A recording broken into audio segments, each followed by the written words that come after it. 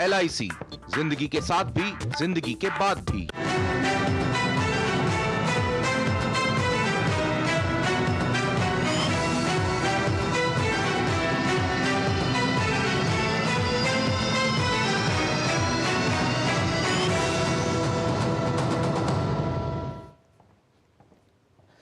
नमस्कार, news night के एक और खास अंक में आप सभी दर्शकों का बहुत बहुत स्वागत है। मैं हूं असीम मिश्रा।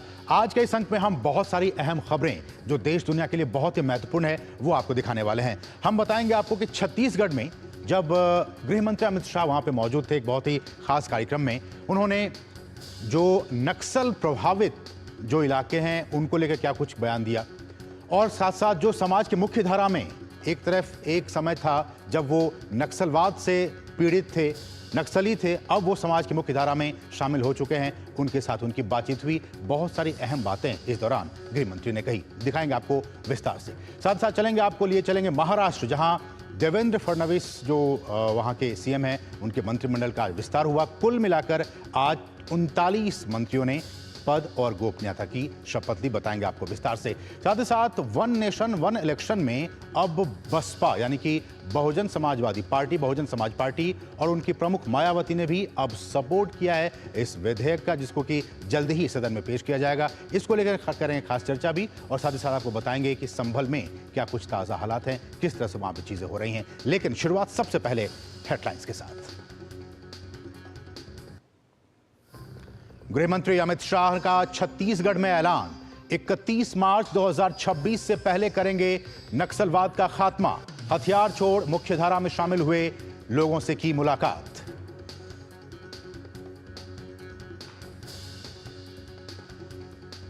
महाराष्ट्र में देवेंद्र फडणवीस मंत्रिमंडल का विस्तार। नागपुर में 39 नए मंत्रियों ने ली शपथ, जिसमें 33 कैबिनेट और 6 राज्य मंत्री शामिल। एक राष्ट्र एक चुनाव को मायावती ने दिया समर्थन, कहा इससे चुनावी खर्च में आएगी बड़ी कमी। दलगत राजनीति से हटकर समर्थन की अपील की।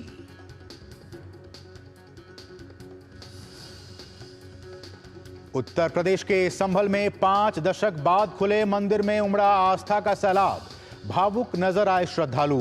सीएम योगी ने संभल नरसंहार के दरिंदों को सजा नहीं मिलने पर उठाए सवाल। श्रीलंका के नए राष्ट्रपति अनुराग कुमारा दिसानायके का भारत दौरा। राष्ट्रपति द्रौपदी मुर्मू, प्रधानमंत्री मोदी और कई शीर्ष नेताओं से करेंगे मुलाकात।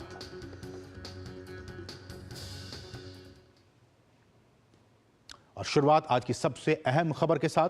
केंद्रीय गृह मंत्री अमित शाह ने रविवार को कहा कि छत्तीसगढ़ पुलिस ने पिछले 1 साल में नक्सलवाद के खिलाफ लड़ाई में बड़ी उपलब्धि हासिल की है। अमित शाह ने रायपुर में पुलिस परेड मैदान में राष्ट्रपति पुलिस कलर अवार्ड समारोह को संबोधित करते हुए नक्सलवाद से निपटने के लिए छत्तीसगढ़ सरकार की पुनर्वास नीति की सराहना की। उन्होंने इस दौरान यह भी कहा कि केंद्र और राज्य सरकार 31 मार्च 2026 से पहले राज्य से नक्सलवाद की समस्या को खत्म करने के लिए प्रतिबद्ध है। केंद्रीय गृह मंत्री अमित शाह ने फिर दोहराया है कि मार्च 2026 तक छत्तीसगढ़ नक्सलवाद मुक्त होगा। उन्होंने कहा कि छत्तीसगढ़ पुलिस ने पिछले 1 साल में नक्सलवाद के खिलाफ लड़ाई में बड़ी उपलब्धि हासिल की है और पुलिस नक्सलियों के ताबूत में आखिरी कील ठोकने की तैयारी में है। अमित शाह ने कहा कि जब छत्तीसगढ़ नक्सलवाद से मुक्त हो जाएगा तो पूरा देश इस समस्या से मुक्त हो जाएगा। बस्तर ओलंपिक समग्र बस्तर के सभी 7 जिलों की उम्मीदों की पहचान बनने वाला है। ये बस्तर ओलंपिक आने वाले दिनों में बस्तर के विकास की यश गाथा बनने वाला है और ये बस्तर ओलंपिक आने वाले दिनों में नक्सलवाद की कॉफिन पर अंतिम कील ठोकने का काम भी करने वाला है। 2026 के ओलंपिक में मैं आऊंगा और मैं कहूंगा कि हमारा बस्तर बदल गया है। केंद्रीय गृह मंत्री अमित शाह ने रायपुर में छत्तीसगढ़ पुलिस को प्रेसिडेंट्स कलर सम्मान प्रदान किया। उन्होंने नक्सलवाद से निपटने के लिए छत्तीसगढ़ सरकार की पुनर्वास नीति की सराहना की और नक्सलियों से हथियार छोड़कर मुख्य धारा में शामिल होने का अनुरोध किया। एक साल के अंदर 287 नक्सलियों को मार दिया गया, 992 नक्सली गिरफ्तार हुए और 837 नक्सली सरेंडर हुए। मैं आज मां दंतेश्वरी की भूमि से सभी नक्सलवाद से जुड़े हुए, गलत रास्ते पर गए हुए मेरे भाइयों को कहना चाहता हूं, आइए आत्मसमर्पण करिए, मुख्य धारा से जुड़िए, हथियार छोड़िए, बस्तर के विकास के लिए, छत्तीसगढ़ के विकास के लिए, देश के विकास के लिए आपका सहयोग दीजिए। केंद्रीय गृह मंत्री ने कहा कि पिछले एक साल में छत्तीसगढ़ पुलिस ने नक्सलवाद के खिलाफ लड़ाई में महत्वपूर्ण उपलब्धि हासिल की है। उन्होंने कहा कि राज्य में पिछले एक साल में 287 नक्सलियों को ढेर किया गया, 1000 को गिरफ्तार किया गया और 837 नक्सलियों ने आत्मसमर्पण किया। गृह मंत्री का स्पष्ट दिशा निर्देश है कि जो भी व्यक्ति नक्सलवाद में शामिल है उसके खिलाफ सख्त से सख्त कार्रवाई की जाएगी। उनके पास मौका भी है कि वो हिंसा का रास्ता छोड़कर समाज की मुख्य धारा में आए और उनके लिए सरकार बेहतर से बेहतर प्रयास करेगी। सरकार का स्पष्ट मानना है कि बंदूक के दम पर बदलाव नहीं लाया जा सकता, केवल संवाद ही एक रास्ता है जिसके आधार पर समाधान संभव है। कैमरामैन मोहित उइके के साथ नीरज सिंह, डीडी न्यूज, बस्तर। और इस सब के बीच केंद्रीय गृह मंत्री अमित शाह ने हथियार छोड़कर, वायलेंस छोड़कर मुख्य धारा में लौटे नक्सलवादियों से छत्तीसगढ़ के जगदलपुर में संवाद किया, उनसे बातचीत की। गृह मंत्री ने हथियार छोड़ने वालों के पुनर्वास के लिए किए जा रहे प्रयासों को भी गिनाया। अमित शाह ने कहा कि इसको लेकर बेहतरीन नीति जल्दी ही सभी राज्यों के साथ साझा भी की जाएगी। जो लोग हाथ में हथियार पकड़े उनको मेन स्ट्रीम में, मुख्य धारा में वापस लाना। इसलिए मैंने छत्तीसगढ़ के गृह मंत्री जी को कहा था कि अब जहां जहां सरेंडर हुआ है वह सब राज्य में जाकर एक सबसे अच्छी पॉलिसी छत्तीसगढ़ की बनाए, जिसको हम पूरे देश भर में रिप्लिका कर सरेंडर हथियारी युवाओं को पुनः प्रस्तापित समाज में करने का एक नया पॉलिसी बनाएंगे। और कुछ ही दिनों में पॉलिसी भी अच्छे तरीके से तैयार होकर सभी राज्यों को हम भेजेंगे और इसके आधार पर भले 10 साल पहले समर्पण किया है, उसके जीवन को संवारने के लिए, इसके परिवार को मजबूत करने के लिए, आर्थिक रूप से उसको मजबूत करने के लिए भारत सरकार काम करेगी। एक बहुत ही महत्वपूर्ण पहल केंद्र सरकार की तरफ से। और सबके बीच छत्तीसगढ़ के बस्तर में विकास की बयार बह रही है। क्षेत्र में नक्सलवाद के खिलाफ सरकार ने एक बड़ा अभियान चला रखा है। नक्सलवादियों के खिलाफ सरकार के प्रयासों का ही नतीजा है कि बड़ी संख्या में नक्सली खुद आत्मसमर्पण कर मुख्य धारा में लौट रहे हैं। बस्तर में ऐसे ही लोगों से बातचीत की हमारे सहयोगी नीरज सिंह ने, जिनके हाथों में कभी बंदूकें थीं लेकिन आज हिंसा को छोड़कर वो शांति के रास्ते पर निकल पड़े हैं। इस समय अगर आप मेरे साथ देखें तो ये 4 लोग हैं, बस्तर के हैं और किसी समय नक्सलवादी जो विचारधारा है उससे जुड़े हुए थे, लेकिन उस विचारधारा को छोड़कर शांति की राह इन लोगों ने पकड़ी है। 2006 से 2013 तक का मैं उनके संगठन में रहकर काम किया हूँ। उससे पहले 2006 से पहले गाँव में जो लोकल संगठन होते हैं, DAKMS होता है, वहाँ पे CNM होता है, बालक संगठन होता है और जनता न सरकारें होती हैं, उन सब संगठनों में काम किया। तो वो लोग क्या काम आप लोगों से करवाते थे और किस किस तरह के काम आप लोगों ने किए? बालक संगठन में उनको ज़्यादातर नाच गाना बच्चों को पसंद होता है, तो बालक से संगठन को CNM के रूप में एक नाम दिया जाता है। CNM एक संगठन है। वैसे ही पुरुष जो होते हैं उनको DAKMS संगठन के रूप में जोड़ा जाता है। दंडकरण आदिवासी किसान मजदूर संगठन के नाम से जाना जाता है। महिलाओं को क्रांतिकारी आदिवासी महिला संगठन जो KMS कहा जाता है, उस नाम से उनको जोड़ा जाता है। हर किसी व्यक्ति को किसी न किसी एक संगठन में जोड़ के चलाना होता है। यहाँ मुख्य धारा में शामिल हुए हैं, कितना बदलाव देखते हैं अपने जीवन में? जंगली जानवर का भय होता है, बिच्छू से भय होता है, हर चीज़ का मतलब एक हर कदम कदम पे एक चुनौती रहता है जंगल में हम रहते हैं। तो 2013 में मैंने सरेंडर किया, उसके बाद से अभी तक का मेरा जो अपना पर्सनल ये है अनुभव है, तो अच्छा लगता है। जंगल में हमको कोई परिवार नहीं, कुछ नहीं। हम यहाँ आने के बाद आज अच्छे से अपने परिवार के साथ जी रहे हैं, अपने लोगों के साथ मिल रहे हैं। अब कितना बड़ा बदलाव अपने जीवन में देख रहे हैं आप? पहले रोड नहीं था, वहाँ तक रोड भी पहुँच रहा है, वहाँ तक स्कूल बन रहा है, वहाँ तक हॉस्पिटल बन रहा है। यहाँ पर आने के बाद देखने को मिला कि ऐसा पूरा विकास बहुत हो रहा है। ये पहले क्या आपको भड़काते थे कि भाई विकास नहीं हो रहा है, आपके लिए कोई कुछ नहीं कर रहा है? जब आप लोग यहाँ आए, जब देखा, तब आपको महसूस हुआ? पहले वही बोलते थे, सर सरकार कुछ नहीं कर रहा है, वो विकास नहीं कर रहा है, कुछ नहीं कर रहा है, इधर रोड नहीं बना रहे हैं, कुछ नहीं बन रहा है। लेकिन उन लोग कभी उनको जनता के लिए चावल तक नहीं दिए, ना कुछ बीमार होते थे तब दवाई पानी भी नहीं देते थे। अभी जो इधर का सरकार पहुंच रही तो सब सुविधा अभी मिल रही। सर क्या लगता है कि भाई देश का गृह मंत्री जब आप लोगों से मिलता है और कहता है कि आप लोगों के लिए भी सरकार करेगी, तो कैसा लगता है आप लोगों को? बहुत अच्छा लगता है सर, अभी अच्छा लगता है। बड़े बड़े साहब लोग मिल रहे हैं, गृह मंत्री मिल रहा है। कैसा लग रहा है? जंगल में कैसा लगता था?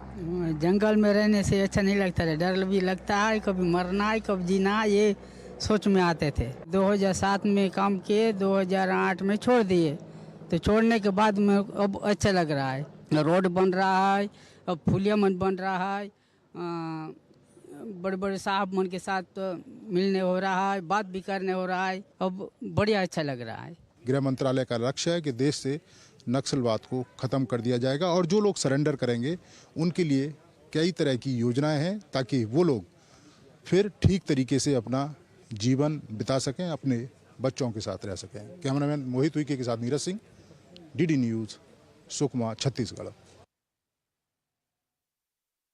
लाइव हमारे साथ छत्तीसगढ़ से जुड़ चुके हैं नीरज। आपसे सीधा सवाल कि संवाद के जरिए ही, और संवाद मतलब केंद्र सरकार के जरिए, राज्य सरकार के जरिए, प्रशासन के जरिए, संवाद के जरिए ही प्रगति के द्वार, प्रगति की संभावनाएं खुलती हैं। और ये आज का जो कार्यक्रम था वो इसका जीता जागता उदाहरण है।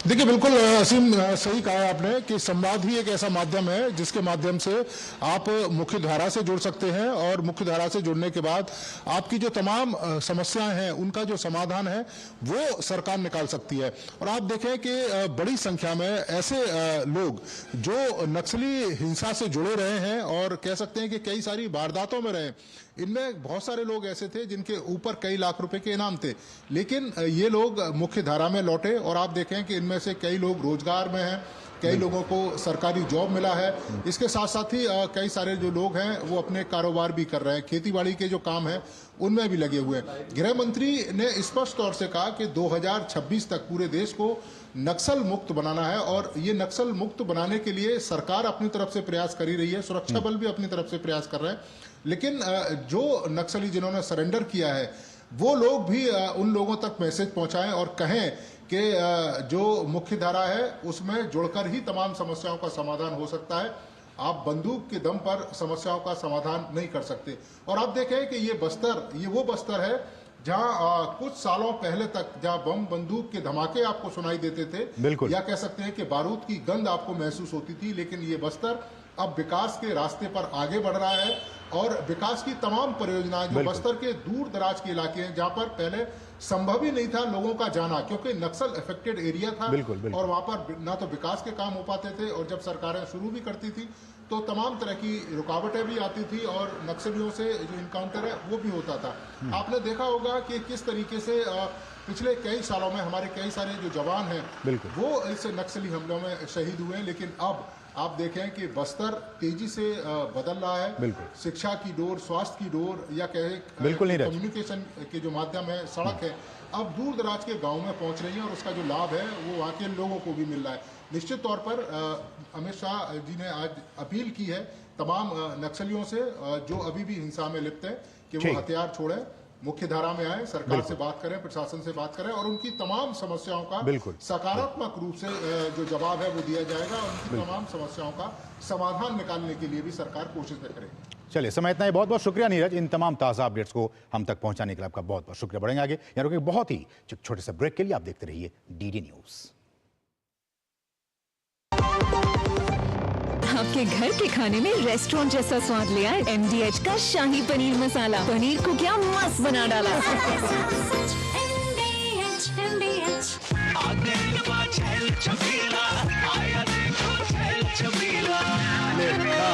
अच्छा भैया, मेरी गाय को भी अपने हाथों से चारा खिला दो। अरे खिलाई देते हैं। हमारी गाय भैया।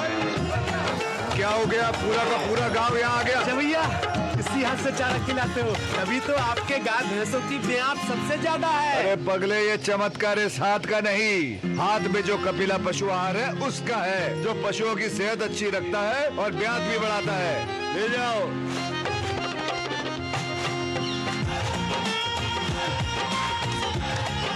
कपिला, देश का नंबर 1 पशु आहार। मेरी पसंद, मेरी पसंद, मेरी पसंद, मेरी पसंद, हमारी पसंद। हम सबकी पसंद। मजबूत देश का मजबूत सरिया हो गया स्टील।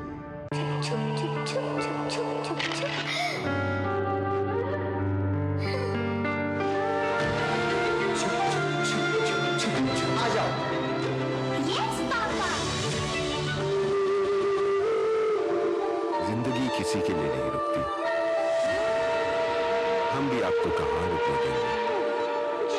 जिंदगी के हर मोड़ पर LIC है तो इंश्योर है। LIC, हर पल आपके साथ। गोल्डी मसाले के 100 ग्राम के स्पेशल पैक्स में फ्रेशनेस लॉक है। ऐसे गोल्डी मसाले, जहां जाएं रिश्ते बनाएं।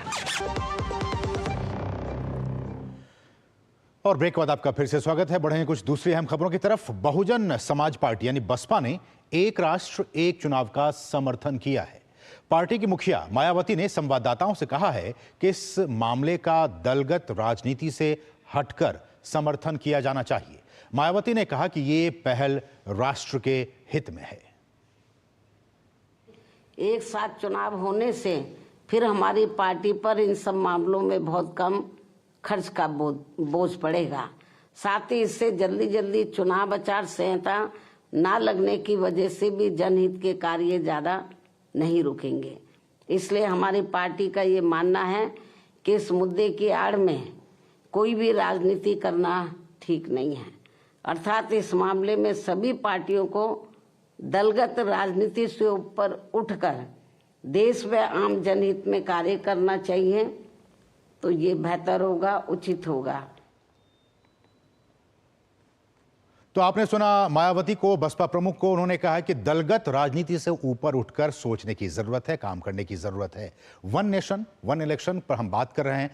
कुछ ग्राफिक्स के जरिए आपको बताते हैं कि ये क्या है, कौन कौन सी पार्टियां इसके, चूंकि इस विधेयक को पेश किया जाएगा, उम्मीद की जा रही है, तो इसके पक्ष में कौन कौन सी पार्टियां हैं, कौन कौन सी पार्टियां इसके विपक्ष में हैं, क्या कुछ विरोध किया जा रहा है, और अगर ये लागू होता है तो इसके क्या कुछ फायदे होंगे, एक एक करके विस्तार से। वन नेशन वन इलेक्शन ये, और अब देखिए ये कहा जा रहा है, उम्मीद की जा सकती है कि संविधान संशोधन विधेयक जल्द ही संसद में इसको पेश किया जाएगा। बहुजन समाज पार्टी ने, आपने सुना अभी उनकी प्रमुख मायावती को, उन्होंने एक बयान दिया है, इसका समर्थन किया है। इसका 15 राजनीतिक दलों ने इसका विरोध किया है। 15 राजनीतिक दलों ने इसका विरोध किया। बताएंगे आपको वो कौन कौन सी पार्टियां हैं। लोकसभा और राज्य विधानसभाओं के चुनाव एक साथ होंगे। अगर ये सारी चीजें स्मूथली हो जाती हैं, ये विधेयक पास हो जाता है, कानून बन जाता है, तो इससे क्या होगा, इससे लोकसभा और जो तमाम राज्यों के विधानसभाएं हैं उनके चुनाव एक साथ होने का जो रास्ता है वो साफ हो जाएगा। 15 ने जहां विरोध किया, वहीं उससे ज्यादा, दोगुने से भी ज्यादा 32 राजनीतिक दलों ने इसका सपोर्ट किया है। ये देखिए, समर्थन करने वाली पार्टियां कुल 32 पार्टियां हैं। हमने सबका नाम नहीं लिया, लेकिन जो बड़ी बड़ी पार्टियां हैं हमने उसका जिक्र किया है। मसलन BJP, Bharatiya Janata party, Shiromani Akali Dal, national people's party, Bahujan Samaj party, AIADMK, इधर आ जाइए PMK, असम गण परिषद, बीजू जनता दल, जनता दल यूनाइटेड, जदयू, शिवसेना, लोक जनशक्ति पार्टी, रामविलास, ये तमाम पार्टियां हैं जो कि इसके सपोर्ट में हैं। अब विरोध की बात की जाए, कुछ अहम पार्टियां जो कि इसके विरोध में हैं। कुल 15 पार्टियां हैं वन नेशन वन इलेक्शन में। कांग्रेस सबसे बड़ी पार्टी, आप देख रहे हैं लगातार इसको लेकर विरोध कर रही है। तो कांग्रेस, आम आदमी पार्टी भी इसको विरोध कर रही है। सीपीआईएम, एआईयूडीएफ की बात कर लें, समाजवादी पार्टी की बात कर लें, तृणमूल कांग्रेस की बात कर लें, एआईएमआईएम असदुद्दीन ओवैसी की जो पार्टी उसकी बात कर लें, सीपीआई की बात कर लें और डीएमके की बात कर लें। तो ये कुछ मोटी मोटी पार्टियां हैं जो कि विरोध में इसके वन नेशन वन इलेक्शन में है। लेकिन आपको जानना और इस बात को जानकारी होनी चाहिए आपको कि इस पूरे जो वन नेशन वन इलेक्शन को लेकर जो है उसकी जो रिपोर्ट सौंपी गई थी वो पूर्व राष्ट्रपति रामनाथ कोविंद की अध्यक्षता में ये कमेटी बनाई गई थी। उन्होंने कुछ सुझाव दिए थे। आपके लिए वो सुझाव भी जानना और समझना जरूरी है। उन्होंने क्या सुझाव दिया? उन्होंने ये सुझाव दिया कि राज्य विधानसभाओं का कार्यकाल 2019 तक के लिए बढ़ा दिया जाए, क्योंकि अगर 2029 में पहला चुनाव होगा एक साथ, तो उसके लिए जो तमाम विधानसभाएं उनका कार्यकाल अगले 2019 तक के लिए बढ़ा दिया जाए। उसके बाद सुझाव ये दिया कि जो उसमें जो उपकरण यूज होते हैं इलेक्शन में, डिवाइस, मैन पावर और सिक्योरिटी फोर्स की एडवांस प्लानिंग की भी जरूरत उन्होंने बताई है अपनी सिफारिश में। उसके बाद कहा कि पहले फेज में लोकसभा और विधानसभा चुनाव एक साथ कराए जाएं पहले फेज में, और फिर दूसरे फेज में 100 दिनों के अंदर निकाय के जो चुनाव है वो भी संपन्न करा लिए जाएं। और इसके लिए उन्होंने सुझाव दिया कोविंद कमेटी ने कि सिंगल वोटर लिस्ट और वोटर आई कार्ड की जरूरत है। ये कुछ सुझाव जो अहम सुझाव हैं कोविंद कमेटी के, वो आपके सामने कि किस तरह से ये सारी चीजें होंगी तो स्मूथली जो आपका 2019 में अगर आप 29 में चाह रहे हैं तो इससे एक देश एक चुनाव का जो रास्ता है वो साफ हो पाएगा। तो ये कुछ अहम बातें इस वन नेशन वन इलेक्शन की। अब आ जाता है कि इससे फायदा क्या होगा। देखिए, वन नेशन वन इलेक्शन के फायदे क्या कुछ है, इस पर आप निगाह डालिए। सबसे पहला कि चुनाव का जो खर्च, अभी आप देखिए लाखों करोड़ों में खर्च हो जाते हैं, क्योंकि मशीनरी है, मैन पावर है, तमाम चीजें हैं, और इतने बड़े देश में तमाम चुनाव आप देखिएगा हमेशा होते ही रहते हैं। अब एक साथ चुनाव होंगे तो उससे चुनाव का जो खर्च है वो काफी घट जाएगा। सरकारी कर्मचारियों का जो समय है, जो बहुत कीमती समय है, वो भी खर्च हो जाता है, वो बर्बाद नहीं होगा। काले धन पर जो ब्लैक मनी है उस पर लगाम लगने का इस पे कोशिश की जाएगी। इसके जरिए देश के राजकोष में, चूंकि अब जब चुनाव का खर्च घट जाएगा तो राजकोष का जो है वो उसमें काफी बड़ी बचत हो पाएगी और विकास कार्यों में रुकावट नहीं आएगी। अभी हम जानते हैं कि जब मॉडल कोड ऑफ कंडक्ट लागू हो जाता है तो उसके बाद से आप विकास के कार्य नहीं कर सकते हैं। जब एक देश एक चुनाव होगा तो आप ये विकास कार्य जो है वो उसमें रुकावट नहीं आएगी, वो निर्बाध गति से चलती रहेगी। तो ये कुछ अहम जानकारी वन नेशन वन इलेक्शन को लेकर। अपडेट यही था कि जो बीएसपी है, मायावती की पार्टी, उन्होंने अब इस वन नेशन वन इलेक्शन को सपोर्ट किया है। हम अब इसी पर चर्चा करने वाले, हमारा जो आज का विशेष है उस पर एक निगाह डालिए। हमारा आज का विशेष है एक देश एक चुनाव की तरफ बढ़ता देश। जी हां, एक देश एक चुनाव की तरफ बढ़ता देश, और हम आज इस पर बात करेंगे। हमारे साथ कुछ बहुत ही खास मेहमान इस वक्त हमारे साथ बने हुए हैं, जुड़ चुके हैं। हमारे साथ भाजपा की तरफ से भाजपा के प्रवक्ता धनंजय गिरि जी हैं। हमारे साथ आपका स्वागत धनंजय गिरि जी इस कार्यक्रम में। हमारे साथ संदीप त्रिपाठी जी हैं जो कि कांग्रेस के नेता हैं। संदीप जी, आपका भी बहुत बहुत स्वागत। हमारे साथ सुधींद्र भदौरिया जी हैं जो कि बसपा के समर्थक है। सुधींद्र जी, आपका भी बहुत बहुत स्वागत। और हमारे साथ रामकृपाल जी भी हैं। सर, आपका भी बहुत बहुत स्वागत, वरिष्ठ पत्रकार। आप चारों ही मेहमानों का बहुत बहुत स्वागत। शुरुआत मैं सुधींद्र भदौरिया जी आप ही से करना चाहूँगा। और जैसा कि प्रधानमंत्री ने कई बार कहा है कि इस देश के लिए, इस देश के लोकतंत्र के लिए, इसके भविष्य के लिए एक देश एक चुनाव बहुत जरूरी है। बसपा ने इसको सपोर्ट किया है, मायावती ने इसका सपोर्ट किया है। आपकी पहली प्रतिक्रिया?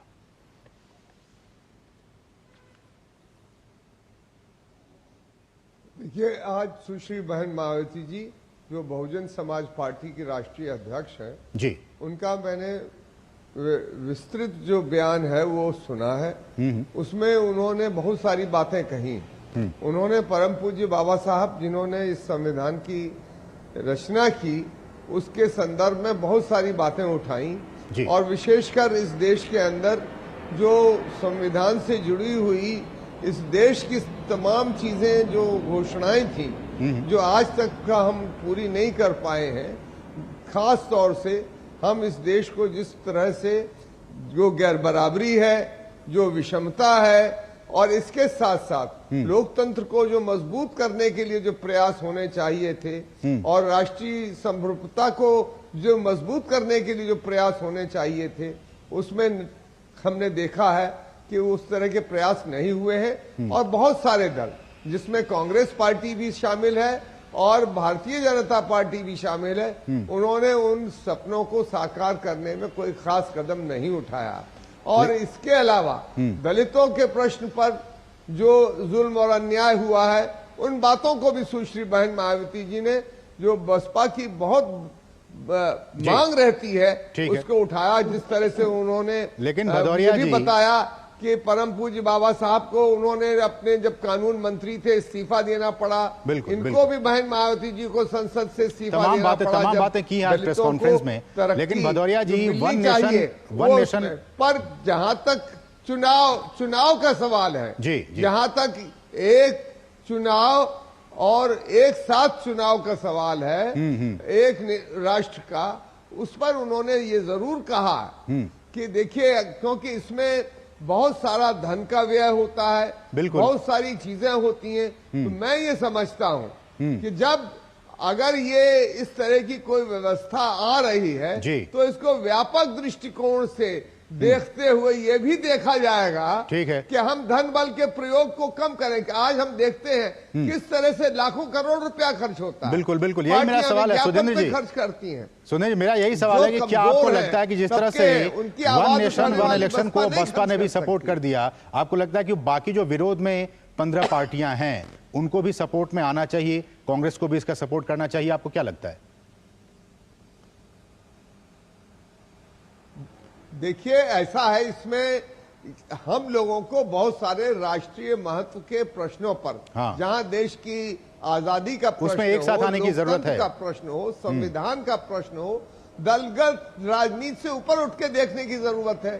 ये अगर हम चुनाव में सुधार ला रहे हैं, हम धन का बाहुबल का प्रयोग कम कर रहे हैं और हम राष्ट्रीय एकता को मजबूत कर रहे हैं, तो उसमें निस्संदेह सभी दलों को ऊपर उठ के सोचने की जरूरत है। और सुश्री बहन मायावती जी ने इसी संदर्भ में इस बात को रखा है। बिल्कुल। त्रिपाठी जी, अब मेरा सवाल यही कि जिस तरह से अब बसपा इसके सपोर्ट में आ गई, आपको क्या लगता है कि आप क्या इसको जायज मानते हैं कि जिस तरह से चुनाव में धन बल का इस्तेमाल होता है, पैसे की बर्बादी होती है, एक गाढ़ी कमाई लोगों की उसमें चली जाती है, क्योंकि अंतोगत्वा तो पैसे लोगों के ही हैं, ऐसे में क्या लगता है कि अब कांग्रेस पार्टी को भी इसके सपोर्ट में, इसके समर्थन में आने की जरूरत है?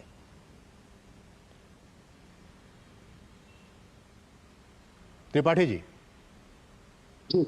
नहीं, आपने नाम कंफ्यूजन हो गया, नाम किसी और का लिया आपने जी। असीम जी, बड़ी विनम्रता के साथ जी और बड़ी जो है, मैं चाहूंगा कि मेरी बात जरूर आ जाए, उसमें इंटरप्ट नहीं करिएगा। बिल्कुल बिल्कुल, ये मेरा निवेदन है, इसलिए कि बहुत गंभीर विषय है। आज भारतीय जनता पार्टी या मोदी जी चाहते हैं कि एक देश, एक चुनाव हो, वो एक विधान की भी बात करते हैं। भारतीय जनता पार्टी की सोच और कांग्रेस की सोच में एक फर्क जो है, मैं एक बहुत ही एक अच्छे उदाहरण के माध्यम से आपको बताना चाहता हूँ। ठीक है। आज भारतीय जनता पार्टी एक ट्रेन चलाती है, वंदे भारत। वंदे भारत में आपको जनरल कैटेगरी का डिब्बा नहीं मिलेगा, स्लीपर आपको नहीं मिलेगा। कांग्रेस की सोच है कि जब वो एक ट्रेन चलाती है तो उसमें आपको जनरल भी मिलेगा, उसमें आपको स्लीपर भी मिलेगा, एसी में भी 3 कैटेगरी मिलेगी। ठीक है त्रिपाठी जी, आप ही की बात, मैं आपकी बात को काट नहीं रहा हूं, आप ही की बात को सपोर्ट करते हुए, अगर यही सारी बातें हैं तब तो और भी आपको सपोर्ट में आना चाहिए। अरे उन्हीं गरीबों लोगों के लिए, मैंने कहा ना कि उन्हीं की पैसे की बर्बादी हो जाती है ना, धन बल का इस्तेमाल होता है, पैसे की बर्बादी होती है, लाखों करोड़ रुपए खर्च होते हैं, तो आप सपोर्ट कर दीजिएगा तो राजकोष बढ़ेगा, लोगों के हाथ में पैसे आएंगे, देश की तरक्की होगी। क्या आप ये नहीं चाहते हैं? असीम जी, मैंने 20 सेकंड बोला और आपने उसमें 40 सेकंड इंटरप्ट किया। मैं आप ही की बात को आगे बढ़ाया, मैंने आप ही की बात को आगे बढ़ाने का काम किया। पूरी हो जाने दीजिए, फिर खूब आप आगे पीछे बढ़ाइएगा। ठीक है जी। असीम जी, मैंने ये कहा कि जो इनकी सोच और हमारी सोच में यही अंतर है। भारतीय जनता पार्टी चाहती है कि इस देश को एक रंग में रंग दे, एक निशान में रंग दे, एक विधान में रंग दे, जबकि ये भारत की जो विविधता है वही उसकी सबसे बड़ी पूंजी है और उसकी वही सबसे बड़ी ताकत है। क्योंकि आप देखिए, भारत विविधताओं से भरा हुआ है, अलग अलग रंग, अलग अलग रूप, अलग अलग भाषा, अलग अलग कल्चर आपको मिलेगा, लेकिन भारतीय जनता पार्टी चाहती है सबको एक उससे हाँकना। अब आते हैं मुद्दे की बात, आपने कहा पैसों पर, पैसों की बचत। सर 95 लाख रुपए एक लोकसभा का कैंडिडेट खर्च कर सकता है, ठीक है, लेकिन आप बताइए कि कोई पार्टी के ऊपर कोई बंदिश है कि कोई पार्टी कितना खर्च कर सकती है? बंदिश है, ये इलेक्शन कमीशन की तरफ से बंदिश है, नियम है कि आप इतने पैसे खर्च कर सकते हैं। सर पार्टियों के लिए कोई लिमिट नहीं है, आप प्रत्याशी के लिए लिमिट है। हाँ, मैं वो प्रत्याशी के लिए कह रहा हूँ, प्रत्याशी के लिए लिमिट है कि आप इतने पैसे खर्च कर सकते हैं। पहले ही मैंने बता दिया कि 95 लाख है, और मैंने कहा कि पार्टियों के खर्च पर कोई पाबंदी नहीं है। अगर तो यही तो सर सवाल है त्रिपाठी जी, कि अगर इतने पैसे खर्च हो रहे हैं तो ये खर्च बंद होने चाहिए ना, रुकने चाहिए ना, यही तो है वन नेशन वन इलेक्शन। अब सर फिर अगर आप कहने ही नहीं देंगे बात तो फिर क्या? जी कहिए, मैं आप ही की बात को कह रहा हूँ, आगे बढ़ा। नहीं, आप मेरी बात मुझे बोलने दीजिए। भगवान ने जवान दी है, सरस्वती ने आपकी बात में बोल सकता हूँ। बोलिए जी, मैं ये कह रहा हूं कि अगर आपको खर्च करने के लिए ही ये लाना है तो आप पार्टी पर बंदिश लगा दीजिए कि इतने से ज्यादा कोई पार्टी चुनाव में खर्च नहीं कर सकती है, चुनाव का खर्च अपने आप घट जाएगा। पहली चीज। दूसरी चीज, अगर इस देश में कुछ खर्च होता है, बैनर छपता है, होर्डिंग छपती है, कार्यकर्ता पेट्रोल जलाकर जो है रैलियां करते हैं, तो क्या वो पाकिस्तान पैसा जाता है क्या? भारत के ही लोग तो खर्च करते हैं। लेकिन अब आते हैं, ये तर्क सही नहीं है, ये तर्क सही नहीं है, ये जो आप कह रहे हैं ये तर्क सही नहीं है। आगे मैं आपके पास आऊंगा, समय इतना ही है। नहीं, एक मिनट मैं रिस्पॉन्ड, आप बाकी लोग भी हैं। धनंजय हमारे साथ भाजपा के प्रवक्ता धनंजय गिरी जी, धनंजय जी कैसे रिस्पॉन्ड कीजिएगा? त्रिपाठी जी, एक आपके पास आऊंगा, दोबारा आऊंगा, सबको मौका देना चाहिए ना। लास्ट पॉइंट रख दूं, रिक्वेस्ट है। ठीक है। देखिए सर, इस देश में बहुत सारे कानूनों के लिए इन्होंने जनता से राय मांगी। यूसीसी ले लीजिए, जनसंख्या नियंत्रण, ये तो अच्छी बात है, ये तो बिल्कुल और भी अच्छी बात है।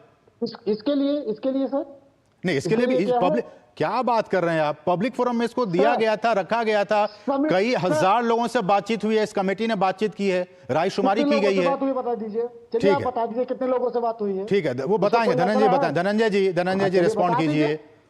ठीक है, त्रिपाठी जी आप सुन लीजिए।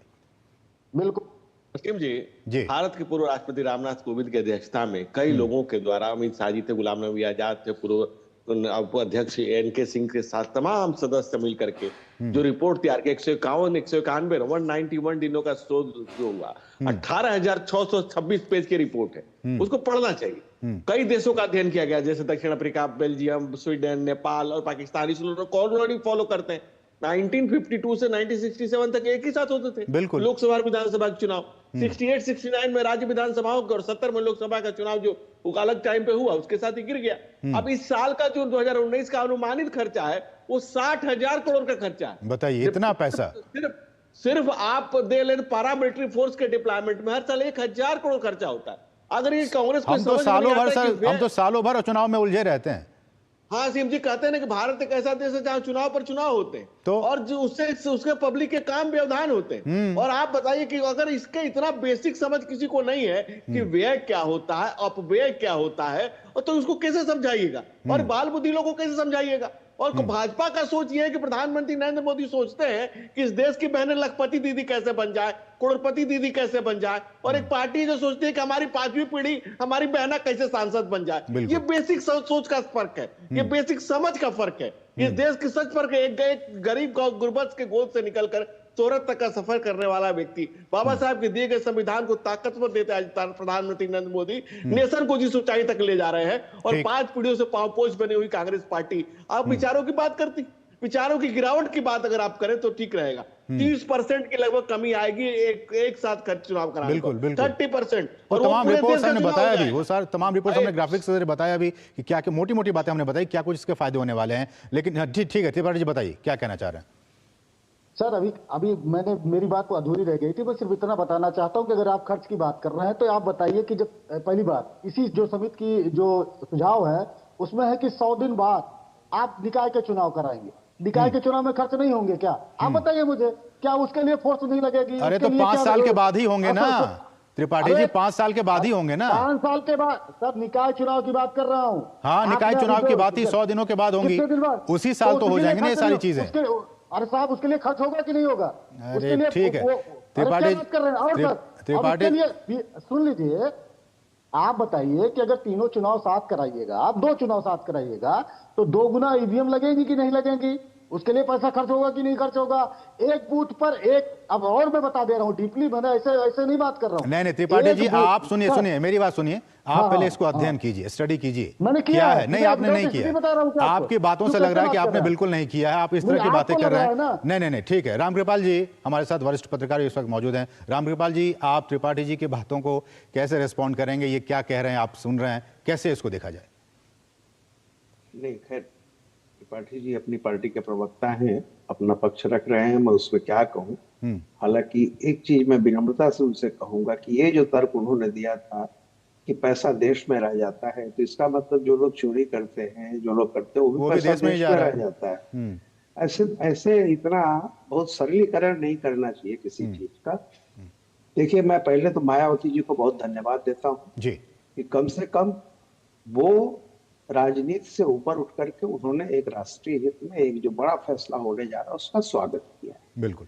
पहली बात तो ये है कि हमारे संविधान निर्माताओं ने जो व्यवस्था की थी वो व्यवस्था यही थी कि एक साथ चुनाव हो, और 52 से लेके 67 तक ये क्रम चला भी। बिल्कुल। तो अगर कोई चीज रास्ते से भटक गई किन्हीं कारणों से, तो उसको आप अगर डिरेल हो गई है तो उसको आप फिर से पटरी पर लाएंगे।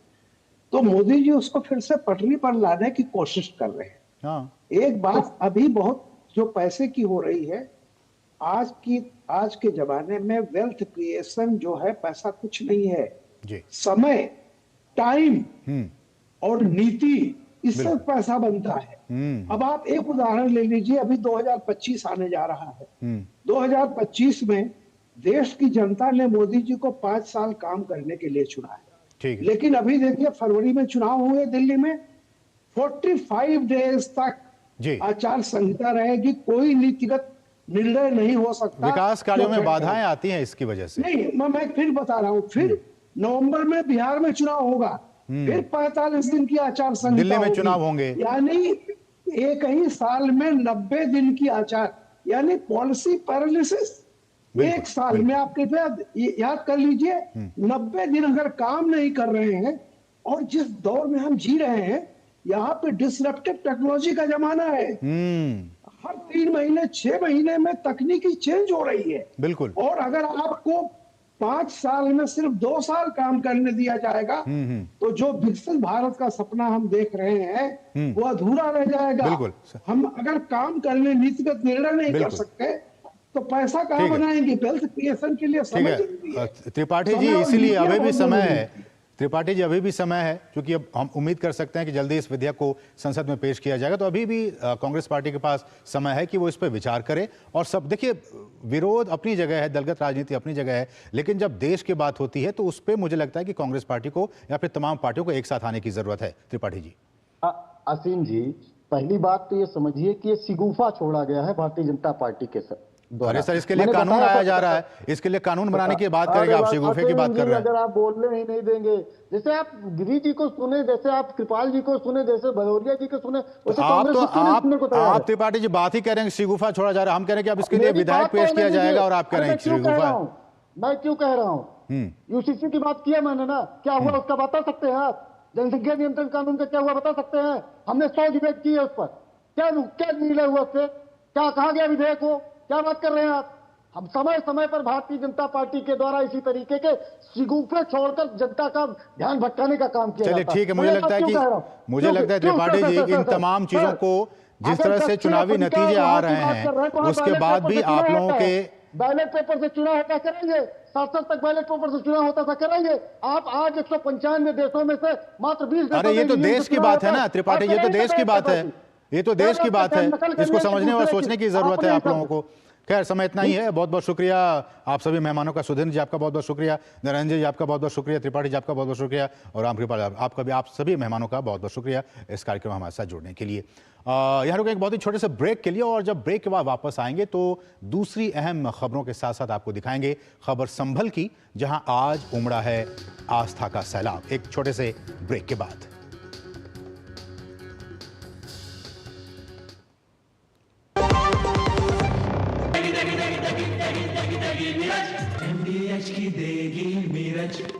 देगी मिर्च का तड़का, अंग अंग फड़का। MDH की देगी मिर्च। पापा ने कहा इंजीनियर बनो, बन गया। हस्बैंड बनो, वो भी बन गया। पर मूर्ख बनो तो कहा ही नहीं। देखिए, नकली पेमेंट का एसएमएस, कहते हैं पापा का उधार लौटा रहे हैं, फिर बोलेंगे गलती से ज्यादा पैसे भेज दिए, बेटे बाकी के पैसे वापिस कर दो। आज्ञाकारी बेटा हूं, मूर्ख नहीं हूं। याद रहे, यूपीआई सेफ है, मगर कोई ऐसे बेवकूफ बनाए तो कहो मैं मूर्ख नहीं हूं। जब धरती चीर कर निकलता है लोहे का पत्थर और मिलता है मोंगिया के जोश से, फिर तपता है, पिघलता है और बनता है फौलाद। अब होता है सरिया सारी खूबियों के साथ। मोंगिया स्टील, मजबूत देश का मजबूत सरिया। MDH का किचन किंग किचन में हो तो हम सब कुछ बना सकते हैं। बैंगन का भरता, आलू गोभी, भिंडी मसाला और भी बहुत कुछ। MDH।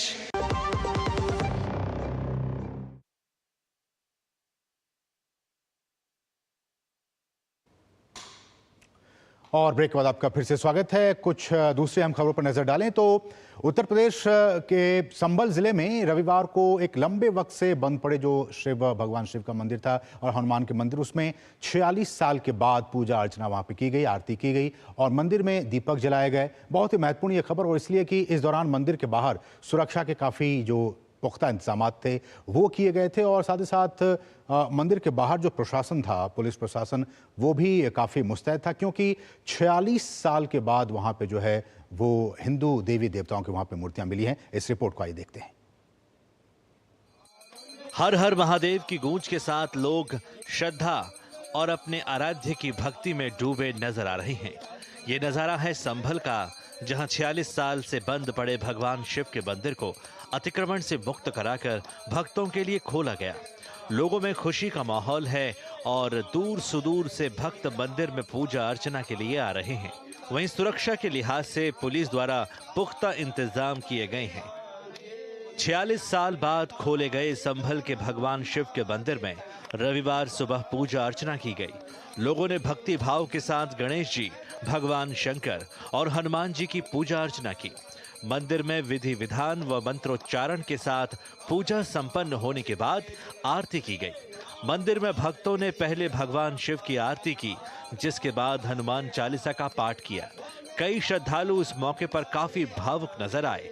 मालूम हो कि शनिवार को मंदिर का पता चलने के बाद रविवार को पूजा पाठ की गई। क्या कहेंगे? मैं दर्शन करना चाहूंगी। यहीं पे रहते हैं आप? नहीं, मैं फरीदाबाद से आई हूँ। मुझे नहीं पता, मेरी भगवान खुश है आप लोग? बहुत खुश है, बहुत। ये भगवान कार्तिकेय जी, श्री हनुमान जी और शिवलिंग यहाँ पर विराजमान है। भगवान कार्तिकेय जी का यहाँ पर विशेष स्थान है, क्योंकि हरिहर मंदिर यहाँ पर है, उसी की तर्ज पर ये मंदिर बना हुआ है। उत्तर प्रदेश के मुख्यमंत्री योगी आदित्यनाथ ने संभल में प्राचीन मंदिर मिलने का जिक्र किया। योगी ने पूछा कि उन दरिंदों को आज तक सजा क्यों नहीं मिली, जिन्होंने 46 वर्ष पहले संभल में नरसंहार किया था। संभल में इतना प्राचीन मंदिर क्या रातों रात प्रशासन ने बना दिया? क्या वहां बजरंगबली की इतनी प्राचीन मूर्ति रातों रात आ गई? उन दरिंदों को आज तक सजा क्यों नहीं मिली? इन्होंने 46 वर्ष पहले संभल के अंदर नरसंहार किया था। प्राचीन शिव मंदिर के आसपास अब सफाई अभियान जारी है। अभियान में जुटी टीम ने वहां मिले कुएं की खुदाई को आगे बढ़ाया। कुएं से मिट्टी और मलबा निकालकर उसे साफ किया जा रहा है। वहीं उत्तर प्रदेश के संभल में अतिक्रमण के खिलाफ अभियान के दौरान एक मकान से अवैध रूप से रखे 2 दर्जन गैस सिलेंडर बरामद हुए हैं। इतनी बड़ी संख्या में सिलेंडर मिलने पर प्रशासन तुरंत हरकत में आया। अधिकारियों ने सिलेंडर जब्त करके जांच पड़ताल शुरू कर दी है। 36 पूर्वे 52 सराय और 68 तीर्थ हैं, उनको खोज करने के लिए एक पूरी टीम लगी हुई है काफी समय से। दूसरा जो अस्थायी अतिक्रमण है नाले पर और सड़क के ऊपर, वो हम हटा रहे हैं। जो बिजली चोरी का अभियान है वो भी लगातार जारी है। अतिक्रमण के दौरान यहाँ पे सूचना मिली कि एक घर में 23-24 सिलेंडर रखे हुए हैं, जो कि अवैध तरीके से रखे हुए हैं, और इतना सिलेंडरों का जमाव कहीं पे बिना किसी सूचना के नहीं किया जा सकता। दरअसल संभल का ये मंदिर अवैध अतिक्रमण और बिजली चोरी के खिलाफ डीएम और एसपी की टीम के छापेमारी के दौरान ही सामने आया। मंदिर के बराबर में कुएं को पाटकर स्लैब बना दिया गया था। Bureau report, DD news. तो ये रिपोर्ट, ये खबर आपने संभल से देखी। यहाँ रुकेंगे एक छोटे से ब्रेक के लिए, और ब्रेक के बाद जब वापस आएंगे तो आपको दिखाएंगे महाराष्ट्र में किस तरह से आज कैबिनेट का विस्तार हुआ है, एक बहुत ही छोटे से ब्रेक के बाद।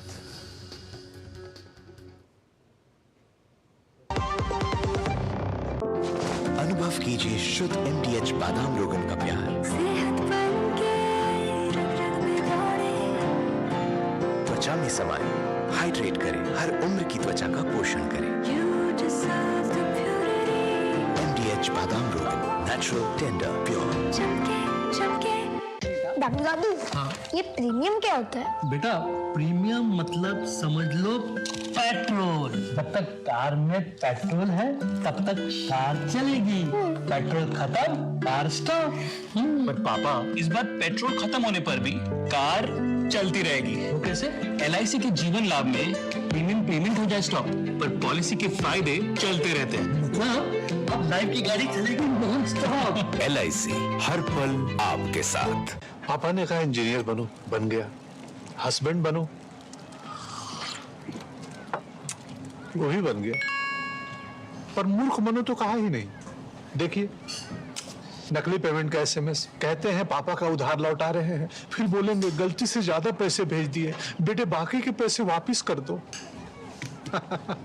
आज्ञाकारी बेटा हूं, मूर्ख नहीं हूं। याद रहे, UPI सेफ है, मगर कोई ऐसे बेवकूफ बनाए तो कहो मैं मूर्ख नहीं हूं।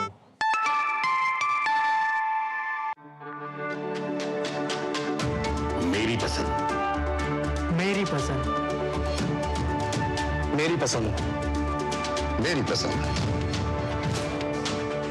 हमारी पसंद। हम सबकी पसंद। मजबूत देश का मजबूत सरिया, मोंगिया स्टील।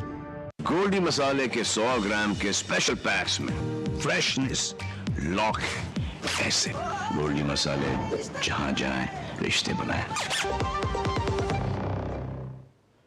और ब्रेक के बाद आपका फिर से स्वागत है। बढ़ेंगे आगे और बात करेंगे महाराष्ट्र की। महाराष्ट्र के नागपुर में रविवार को देवेंद्र फडणवीस मंत्रिमंडल का विस्तार हुआ, एक्सपेंशन हुआ। फडणवीस सरकार में 33 कैबिनेट और 6 राज्य मंत्रियों ने शपथ ली है। नागपुर स्थित राजभवन में प्रदेश के राज्यपाल CP राधाकृष्णन ने मंत्रियों को पद और गोपनीयता की शपथ दिलाई। महाराष्ट्र में रविवार को देवेंद्र फडणवीस सरकार का मंत्रिमंडल विस्तार हुआ। इस दौरान महायुति गठबंधन में शामिल सभी दलों के 39 नेताओं ने मंत्री पद की शपथ ग्रहण की। मंत्रिमंडल के विस्तार के दौरान प्रदेश के मुख्यमंत्री देवेंद्र फडणवीस, उप मुख्यमंत्री एकनाथ शिंदे और अजीत पवार भी मौजूद रहे। नागपुर स्थित राजभवन में प्रदेश के राज्यपाल CP राधाकृष्णन ने मंत्रियों को पद और गोपनीयता की शपथ दिलाई। महाराष्ट्र मंत्रिमंडल में 33 मंत्रियों को कैबिनेट मंत्री पद की शपथ दिलाई गई, जिनमें भाजपा के 16, शिवसेना के 9 और NCP के 8 कैबिनेट मंत्री शामिल हैं, जबकि 6 मंत्रियों ने राज्य मंत्री के तौर पर शपथ ग्रहण की, जिनमें भाजपा के 3, शिवसेना के 2 और NCP का 1 राज्य मंत्री शामिल है। कैबिनेट मंत्री के रूप में शपथ लेने वाले मंत्रियों में भाजपा प्रदेश अध्यक्ष चंद्रशेखर बावनकुले, राधाकृष्ण विखे पाटिल, हसन मुंसरिफ, चंद्रकांत पाटिल, गिरीश महाजन, गुलाब राव पाटिल, गणेश नाइक, दादाजी भुसे, संजय राठौड़, धनंजय मुंडे, मंगल प्रभात लोढ़ा, उदय सामंत, जयकुमार रावल, पंकजा मुंडे, अतुल सावे, अशोक उइके, शंभुराज देसाई, आशीष सेलार, दत्तात्रेय भरणे, अदिति तटकरे, शिवेंद्र भोसले, मानिकराव कोकाटे, जयकुमार गोरे, नरहरि झीरवाल, संजय सावकारे, संजय शिरसाट, प्रताप सरनाइक, भरत गोगावल, मकरंद पाटिल, नितेश राणे, आकाश फुंडकर, बाबा साहिब पाटिसल, प्रकाश आबिदकर शामिल हैं। जबकि 6 राज्य मंत्रियों में माधुरी मिसाल, आशीष जायसवाल, पंकज भोयर, मेघना बोर्डीकर, इंद्रनील नाइक और योगेश कदम शामिल हैं। महाराष्ट्र सरकार में शपथ ग्रहण के बाद मुख्यमंत्री सहित अब कुल मंत्रियों की संख्या 42 हो गई है।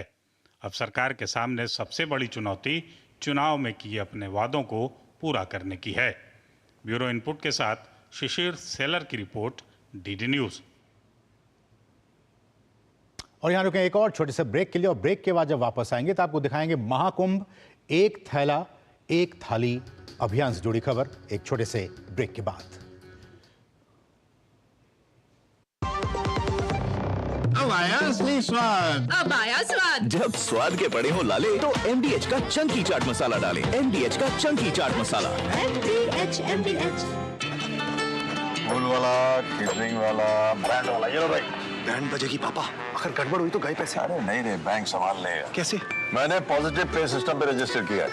बैंक को चेक्स और बेनिफिशियरीज की जानकारी दे दी है। बैंक चेक करेगा, जांच करेगा, डिटेल्स मैच नहीं तो क्लियरेंस नहीं। अच्छा, लाइए मुझे दीजिए। फोटो वाला, लाइट वाला, मंडप वाला। RBI कहता है जानकार बनिए, सतर्क रहिए। बिल्कुल सही कह रहे हैं। एक ऐसा तबका जो रिटायरमेंट के बारे में आज भी बिल्कुल नहीं सोचता, वो है औरतें। औरतें कमा के भी वल्नरेबल हैं। सो NPS एक इक्वालिटी ला रहा है। हम सब एक बराबर प्लेटफॉर्म पे हैं। अपने बेहतर कल को सुनिश्चित करने के लिए NPS जरूरी है। यार Ajay, look at your dad. हम इस उम्र में ऐसे रहेंगे क्या? बिल्कुल रहेंगे, अगर पापा जैसी सही प्लानिंग की तो। जैसे कि मेरे पापा ने इन्वेस्ट किया LIC के जीवन अक्षय में, जो दे रहा है इमीडिएट और guaranteed annuity at regular intervals, जिंदगी भर के लिए। वाह, पर हमें तो इस एज तक वेट करना पड़ेगा ना? बिल्कुल नहीं, हमने तो अभी इन्वेस्ट किया है LIC के न्यू जीवन शांति में, जो हमें देगा डिफर्ड एन्युटी, मतलब कुछ साल बाद से रेगुलर इनकम। आई सी। LIC के एन्युटी प्लान्स दे एन्युटी ऑप्शंस और नियमित इनकम पाने में फ्लेक्सिबिलिटी भी। LIC हर पल आपके साथ। गोल्डी मसाले के 100 ग्राम के स्पेशल पैक्स में फ्रेशनेस लॉक ऐसे। गोल्डी मसाले, जहां जाए रिश्ते बनाए। और ब्रेक के बाद आपका फिर से स्वागत है, और अब बात करेंगे महाकुंभ की। जी हां, अगले महीने प्रयागराज में होने वाले महाकुंभ को लेकर देश भर में उत्साह का माहौल है। महाकुंभ के दौरान पर्यावरण संरक्षण और प्रदूषण को कम करने की दृष्टि से अनेक संगठन भी काम कर रहे हैं, और इसलिए एक थैला एक थाली अभियान इस दौरान चलाया जा रहा है। महाकुंभ में पर्यावरण को नुकसान ना पहुंचे, इसके तहत कार्यकर्ता थैला और थाली एकत्रित कर रहे हैं, जिनका उपयोग कुंभ मेले में किया जाएगा। मध्य प्रदेश के शाजापुर में भी लोग इसमें बढ़ चढ़कर हिस्सा ले रहे हैं।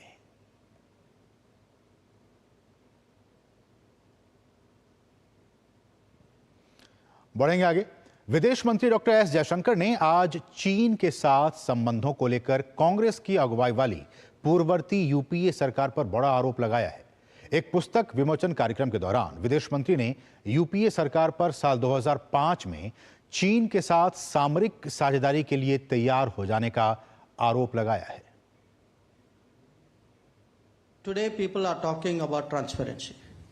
You know, in 2005, and may come as a surprise to some of the younger people in the room, in 2005 we actually agreed with China that we were strategic partners.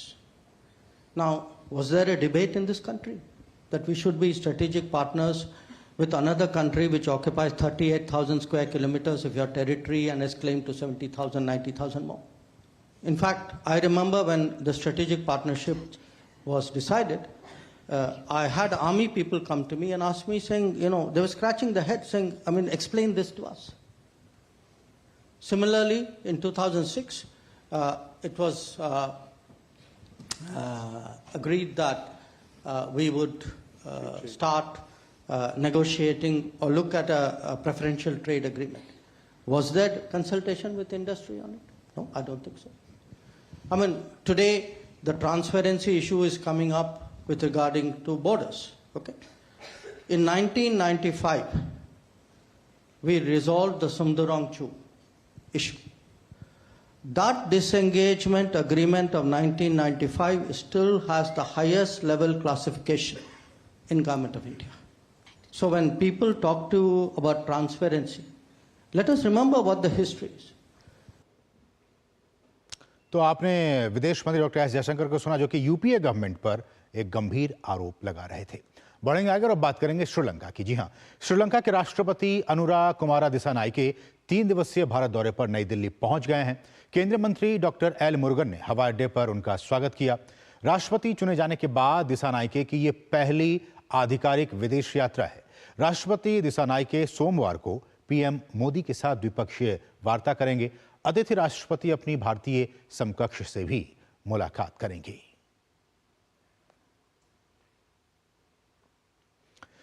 और न्यूज नाइट में अब आपको दिखाते हैं कुछ और महत्वपूर्ण खबरों को फटाफट अंदाज में। आप देखिए इन खबरों को और मुझे और हमारी पूरी टीम को दीजिए अनुमति। नमस्कार।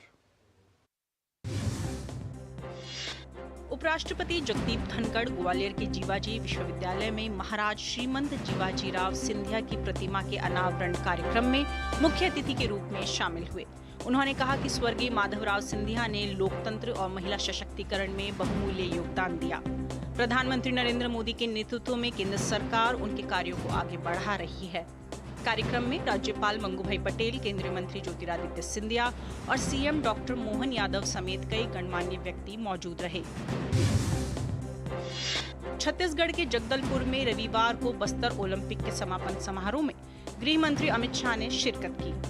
ओलंपिक में बस्तर संभाग के 7 जिलों के 3000 खिलाड़ियों ने हिस्सा लिया। कार्यक्रम को संबोधित करते हुए गृह मंत्री ने कहा कि खेलों के माध्यम से आदिवासी बच्चों के विकास के नए अवसर खुलेंगे। ईवीएम पर कांग्रेस समेत अन्य विपक्षी दलों के आरोपों के बीच जम्मू कश्मीर के मुख्यमंत्री उमर अब्दुल्ला ने ईवीएम पर आपत्ति को खारिज किया। उन्होंने कहा कि जब इसी ईवीएम के इस्तेमाल से संसद में आपके 100 सदस्य पहुंच जाते हैं और आप इसे अपनी पार्टी के लिए जीत का जश्न मनाते हैं, तो आप कुछ महीने बाद पलटकर ये नहीं कह सकते कि हमें ये ईवीएम पसंद नहीं है, क्योंकि अब चुनाव परिणाम उस तरह नहीं आ रहे हैं जैसा हम चाहते हैं। आगामी दिल्ली विधानसभा चुनाव के लिए आम आदमी पार्टी ने सभी उम्मीदवार घोषित कर दिए हैं। पार्टी ने रविवार को अपनी अंतिम सूची जारी की। इसमें 38 उम्मीदवारों के नाम शामिल हैं। पार्टी के संयोजक अरविंद केजरीवाल नई दिल्ली सीट से चुनाव लड़ेंगे। मुख्यमंत्री आतिशी को कालकाजी से उम्मीदवार बनाया गया है। सोमनाथ भारती को मालवीय नगर, सौरभ भारद्वाज को ग्रेटर कैलाश और सत्येंद्र जैन को शकूर बस्ती से टिकट दिया गया है। अतुल सुभाष आत्महत्या मामले में पुलिस ने बड़ी कार्रवाई की है। पुलिस ने मृतक की पत्नी निकिता समेत 3 लोगों को गिरफ्तार कर लिया है। निकिता सिंघानिया को गुरुग्राम से, जबकि निशा सिंघानिया और अनुराग सिंघानिया को प्रयागराज से गिरफ्तार किया गया। 2 आरोपियों को न्यायिक हिरासत में रखा गया है। अतुल सुभाष ने अपने वीडियो और सुसाइड नोट में निकिता सिंघानिया और उनके परिजनों पर गंभीर आरोप लगाए थे। महाकुंभ मेले को लेकर उत्तर प्रदेश सरकार द्वारा एक ठेला एक थाली अभियान शुरू किया गया है। इसके तहत लोग थाली एकत्रित कर रहे हैं और उसे महाकुंभ के लिए भेजा जा रहा है। इस अभियान का उद्देश्य महाकुंभ को कचरा और पॉलिथीन मुक्त बनाना है। यूपी के नोडल अधिकारी द्वारा 5 लोगों की टीम बनाई गई है। ये टीम मंडल के लोगों को जागरूक कर रही है। अयोध्या में श्री राम जन्मभूमि मंदिर की राम मंदिर निर्माण परियोजना को ब्रिटिश सुरक्षा परिषद द्वारा स्वॉर्ड ऑफ ऑनर से सम्मानित किया गया है। ये पुरस्कार सुरक्षा प्रबंधन में सर्वोच्च मान्यताओं में से एक है। ब्रिटिश सुरक्षा परिषद ने सुरक्षा प्रक्रियाओं, प्रथाओं और साइट पर गतिविधियों का मूल्यांकन करने के बाद राम मंदिर निर्माण परियोजना को इस अंतर्राष्ट्रीय पुरस्कार के लिए चुना है।